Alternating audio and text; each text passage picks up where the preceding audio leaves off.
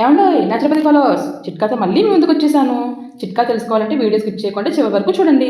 ఈ మధ్య అందరూ ఫాస్ట్గా ఉందని ఫాస్ట్ ఫుడ్ని, హాట్గా ఉందని హోటల్ ఫుడ్ని ఆర్డర్ పెట్టేసుకుంటున్నాం. కానీ ఎంతేమనుకున్నా మన చేతి వంట మనం చేసుకుంటేనే రంగు రుచి చిక్కదనం. ఏమంటారు? కర్రీ వచ్చేసి చిక్కుడుకాయ ఆలు అండి. ఏంటి ఇట్లా స్పెషల్ అనుకుంటున్నారా? అదే అండి, చాలా మంది బీపీ మోకాళ్ళ నొప్పులతో బాధపడుతూ సాల్ట్ ఎలా తగ్గించాలా అనుకుంటూ ఉంటారు కదా, వాళ్ళ కోసం ఇలా చేస్తే వెయిట్ లాస్ కూడా యూజ్ అవుతుందండి. అదేంటో చూసేద్దామా? మామూలుగా అందరూ ఇళ్ళలో నీళ్ళు ఎక్కువ వేసి ఉడకబెడతారు కదా, అలా కాకుండా వాటర్ బదులు కొంచెం మజ్జిగ యాడ్ చేసుకోండి. తర్వాత కొంచెం నిమ్మరసం వేసుకుని వీడియోలో చూపించే విధంగా మజ్జిగంతా ఇంకిపోయేదాకా ఉడకబెట్టుకోండి. దీనివల్ల పోషకాలు బయటకు పోకుండా ఉంటాయి. తర్వాత తాలింపులో ఆలు టమాటో మగ్గనిచ్చి, ఆలు అంటే ఏమనుకునేవాళ్ళు బంగాళదుంప అండి, ఉడికించిన చిక్కుడుకాయ యాడ్ చేసుకుని పించ్ ఆఫ్ సాల్ట్ కారం యాడ్ చేసి 5 మినిట్స్ మగ్గనిచ్చి దింపి పక్కన పెట్టుకోండి. ఇలా చేయడం వల్ల అనారోగ్యానికి దూరంలో ఉంటామండి. చూస్తున్నారు కదా చపాతి. మీ ఇంట్లో ఉంటే మల్టీగ్రెయిన్ తీసుకోవచ్చు, లేదు అంటే హాఫ్ కప్పు గోధుమ పిండిలో 1 స్పూన్ రాగి పిండి, 1 స్పూన్ జొన్న పిండి తీసుకుని హాఫ్ కప్పు పెరుగు ఆర్ మజ్జిగలో కలిపి పక్కన పెట్టుకోవాలి.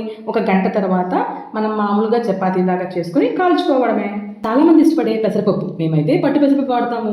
నెక్స్ట్ వీడియోలో డైరెక్ట్గా వాటర్ వాడకుండా పప్పు ఎలా చేసుకోవాలో చూసేద్దాం. నేనైతే నార్మల్గా చేశాను. ఇప్పుడు మా దగ్గర మజ్జిగ ఉందని తాలింపు వేసి మజ్జిగ జార్ చేశానండి. Next brown rice 2 times wash చేసి ఒక 1 అవర్ పక్కన పెట్టుకున్న తర్వాత వండుకోవాలి. ఫైనల్గా ప్లేట్ని అన్నిటితో సర్వ్ చేసుకుని రుచి చూసాక ఏంటి కడుపులో ఉన్న తుప్పుని ఉప్పు లేకపోయినా వదిలించుకోవచ్చా అని మీకే అర్థమవుతుంది. చిట్కా అర్థమైతే కామెంట్ చేయండి. ఇలాంటి మరిన్ని చిట్కాల కోసం like, share, subscribe. Thanks for watching.